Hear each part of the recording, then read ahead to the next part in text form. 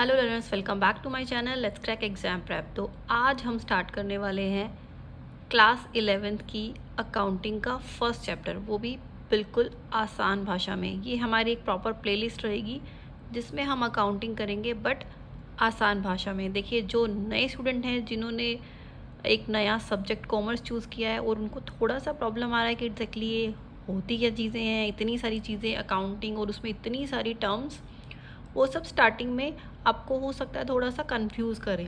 तो इसलिए हमने ये स्पेशल सीरीज स्टार्ट की है जिसमें हम अकाउंटिंग, अकाउंट्स, कॉमर्स, इन सब चीज़ों के बारे में सीखेंगे बट बिल्कुल ही आसान भाषा में। उसे हम अपनी डेली लाइफ से कनेक्ट करके सीखेंगे।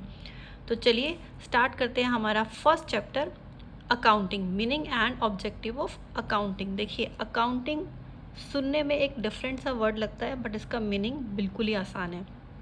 देखिए, जब आप लोग बड़े होंगे या तो आप बिज़नेस करेंगे या फिर आप जॉब करेंगे। दो चीज़ें हैं आपके पास। जब हम बिज़नेस करते हैं, देखिए अगर आप कहीं पे जॉब कर रहे हैं तो वो कंपनी अपना पूरा अकाउंट प्रिपेयर करेगी। अकाउंट को एक अगर हम सिंपल भाषा में देखें तो एक सिंपल सा एक वर्ड है, एक भाषा है जो ये बताती है कि आपका बिज़नेस कैसा काम कर रहा है, वो अच्छा चल भी रहा है या नहीं चल रहा। सिर्फ देखिए, कुछ चीज़ों को डिफ़ाइन करने के लिए हम कुछ शब्दों का इस्तेमाल करते हैं। उन्हीं में से आपका एक शब्द है अकाउंटिंग। अकाउंटिंग को आसान भाषा में हम देखें तो ये सिंपली एक लैंग्वेज है जो ये बताती है कि कोई भी बिज़नेस, आपने कोई भी बिज़नेस शुरू किया, वो चल कैसा रहा है, कैसा काम चल रहा है, वो अच्छा कर रहा है, बुरा कर रहा है, आप प्रॉफिट में हैं, लॉस में हैं। इन सब चीज़ों के बारे में एक भाषा है जो हमें बताती है। अब देखिए, एट द एंड आप कोई भी बिज़नेस कर रहे हैं तो वो या तो हर बंदा यही चाहता है कि हम इस बिज़नेस में प्रॉफिट हो। प्रॉफिट मतलब कि हम कुछ कमाएं। बहुत ही आसान सा एक एग्जांपल है कि मैंने अगर 100 रुपये का कोई सामान ख़रीदा तो मैं उसको 100 रुपये में तो बेचना पसंद नहीं करूँगी ना। मुझे कम से कम 10 रुपये, 20 रुपये, जितना मुझे लग रहा है कि हाँ इतने पे तो एटलीस्ट मुझे इतना तो प्रॉफिट मतलब मैंने 100 रुपये की कोई चीज़ परचेज़ करी, मैंने उसको 120 रुपये में बेच दिया, यानी कि 20 रुपये एक्स्ट्रा, 20 रुपये मेरा हो गया प्रॉफिट। बहुत ही आसान भाषा में अगर आप देखें, बहुत ही छोटी सी चीज़ है ये। 100 रुपये की चीज़ खरीदी, 120 में बेच दी, तो 20 रुपये हमारा प्रॉफिट हुआ। ठीक है। तो अब अकाउंट में जब हम स्टार्ट करते हैं ना पढ़ना अकाउंटिंग, तो उसमें हम बच्चे स्टार्टिंग में इनिशियली स्टार्ट करते हैं, इतनी सारी डेफिनेशंस हैं, मीनिंग है, ऑब्जेक्टिव है, इम्पॉर्टेंस है, इसके फंक्शंस हैं, इतनी सारी चीज़ें हम लर्न कैसे करें। तो देखिए, आपको कुछ भी लर्न करने की ज़रूरत है ही नहीं। सिर्फ़ और सिर्फ आपको एक चीज़ समझनी है, वो है ये, बस। अगर आपने ये सिंपल साइज़ का एक, आप कह सकते हो कि एक मेन डेफिनेशन ऑफ अकाउंटिंग वो ये है, अगर आपने ये सीख ली तो आपको कुछ भी इसके अलावा और कुछ लर्न करने की ज़रूरत ही नहीं है। इसी के अंदर आपके ऑब्जेक्टिव भी हैं, आपकी कैरेक्टरिस्टिक्स भी हैं, फंक्शंस भी हैं, इंपॉर्टेंस भी हैं, सब कुछ इसी डेफिनेशन के बीच में से ही हम निकाल के सीख लेंगे। सिंपली करना क्या है, देखिए, आसान शब्दों में अकाउंटिंग है आपकी एक लैंग्वेज जो ये बताती है कि आपका बिजनेस कैसा चल रहा है। ठीक है। उसके लिए हम जिस शब्द का इस्तेमाल करते हैं वो है आपका अकाउंटिंग। अब देखिए, सिर्फ आपको ये लर्न करना है या फिर आपको समझने की कोशिश करनी है कि what is accounting exactly. So accounting is an art, और यू कैन से साइंस, कुछ भी कह सकते हो आप इसको, आर्ट और science of recording, classifying, summarising in a significant manner और इन टर्म्स ऑफ मनी। आसान शब्दों में हम इसे कहेंगे कि अकाउंटिंग का मतलब है जो भी आप बिज़नेस कर रहे हैं उसकी सारी ट्रांजैक्शंस, यानी कि जो भी आप लेना देना कर रहे हैं उसको रिकॉर्ड करना, यानी कि उसका एक प्रॉपर मेंटेन करके रखना। क्लासीफाइंग मतलब कि चीज़ों को डिवाइड करके रखना, कि जो जिस नेचर की चीज़ है उसको उसी हिसाब से चीज़ों को सॉर्ट आउट करके रखना। जैसे आपके घर में आप चीज़ों को अपनी अपनी जगह पर रखते हैं ना, कि कपड़ों के लिए एक सेपरेट अलमीरा है, आपकी मेडिसिन वगैरह रखने के लिए एक सेपरेट चीज़ें हैं, सेपरेट बॉक्स है, तो चीज़ें आप क्लासीफाई अलग अलग डिवाइड करके रखते हैं। On the same way accounting में भी एक बिजनेसमैन जब अपना अकाउंट बनाता है, प्रॉफिट और लॉस जानने की कोशिश करता है, तो वो सारी चीज़ों को अलग अलग उनके नेचर के हिसाब से डिवाइड करता है। अब वो अकाउंट्स में चीज़ों का नेचर कैसे डिसाइड किया जाता है ये हम नेक्स्ट चैप्टर में देखेंगे, बट फिलहाल आप जस्ट उसका मीनिंग जानने के लिए और जो बेसिक टर्म्स हैं उसको जानने की कोशिश करेंगे। ठीक है। क्लासीफाइंग में हम डिवाइड करते हैं, और summarising in a significant manner in terms of money. देखिए, सबसे बड़ी चीज़ ये है कि हम जो भी काम कर रहे हैं वो सिर्फ कर रहे हैं पैसे के लिए। बिजनेस आप कर रहे हैं पैसा कमाने के लिए।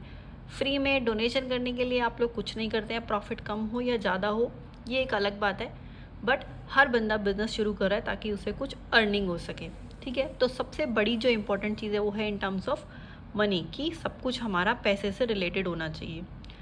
अकाउंटिंग में आप फीलिंग्स या इमोशंस इन चीज़ों को रिकॉर्ड नहीं करते हैं। तो देखिए, अब इसी में से हमने कैरेक्टरिस्टिक्स निकालनी है, ऑब्जेक्टिव निकालने हैं, इम्पॉर्टेंस निकालनी है। ये डेफिनेशन सिर्फ इसको समझना है, उसके बाद इसी में से आपकी कैरेक्टरिस्टिक्स निकलेंगी। देखिए, ये हमने आर्ट और साइंस लिखा था यहाँ पे कि अकाउंटिंग आपकी आर्ट भी है और साइंस भी है। तो आर्ट एंड साइंस, ये हो गई इसकी first characteristics of accounting. Art कैसे है कि देखिए, हर बंदे के अंदर एक डिफरेंट टाइप ऑफ कला आर्ट होती है, किसी भी चीज़ को बनाने की, समझने की। अब मेरा बिजनेस है, मैं उन चीज़ों को कैसे सॉर्ट आउट करके रखूँगी, कैसे चीज़ों को रिकॉर्ड करूँगी।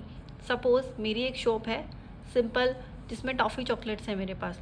अब उनको मैं कैसे सेट कर रही हूँ, वो मेरी कला है। मैं उसमें से कैसे सबसे आगे कौन सी ऐसी टॉफ़ीज़ रखती हूँ जो बहुत ही प्रेजेंटेबल है, जिनको देखकर कस्टमर का मन करेगा कि हम उसे परचेज़ करें, वो मेरी आर्ट है। अब ऐसे में सारी टॉफ़ी चॉकलेट पूरी शॉप में फैला के रख दूँगी तो सॉर्ट आउट करने में ही बड़ा प्रॉब्लम हो जाएगा कि हमें कौन सी चाहिए, चूज़ करना उसमें से। तो बेटर है कि मैं अलग अलग बॉक्सेस में अलग अलग वैरायटी ऑफ टॉफ़ीज़ अलग से सेपरेटली रखूँ, ताकि कस्टमर आए और उनमें से चूज़ कर ले।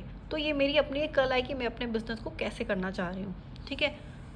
तो all these things comes under your art. अब साइंस क्यों कहा जाता है अकाउंटिंग को? साइंस इसलिए कहा जाता है क्योंकि science is a set of rules. कोई भी चीज़ आपकी साइंस कहलाएगी जिसमें प्रॉपर आप रूल्स फॉलो करते हैं, ठीक है। अब अकाउंटिंग भी हमारी अकाउंटिंग के लिए प्रॉपर हमारी एक बॉडी है जो वर्क करती है, एक प्रॉपर सेट ऑफ रूल्स हैं जिनको हमें फॉलो करना पड़ता है। हम अपनी मर्ज़ी से चीज़ों को नहीं करते हैं। धीरे धीरे हम उन सारे रूल्स के बारे में जानेंगे। तो ये सारी चीज़ें साइंस इसीलिए हैं बिकॉज इसमें सेट ऑफ रूल्स हैं, ठीक है। फिर उसके बाद आपका आता है फाइनेंशियल ट्रांजैक्शन। ये भी इसका एक कैरेक्टरिस्टिक्स है कि हम अकाउंटिंग में सिर्फ फाइनेंशियल ट्रांजैक्शन, यानी कि फाइनेंशियल मतलब पैसा, जो भी पैसे से रिलेटेड है सिर्फ उसी को ही हम रिकॉर्ड करते हैं। सपोज़ कोई भी बंदा है, वो अपनी शॉप पर गया, उसका अपना बिजनेस है और उसके घर में उसकी किसी से फाइट हुई है और आज उसका मूड बिल्कुल भी ठीक नहीं है। शॉप पे जाकर वो अपना कोई काम नहीं कर रहा है, उसका मन नहीं लग रहा है काम करने में, तो इस वजह से वो अपना प्रॉपर वर्क नहीं कर पा रहा, आउटपुट सही से नहीं दे रहा, तो आज उसकी सेल नहीं हुई। तो क्या वो ये रीज़न अकाउंटिंग में लिखेगा बुक्स में कि आज मेरा मूड ठीक नहीं था इसलिए मैंने प्रॉपरली सेल नहीं करी?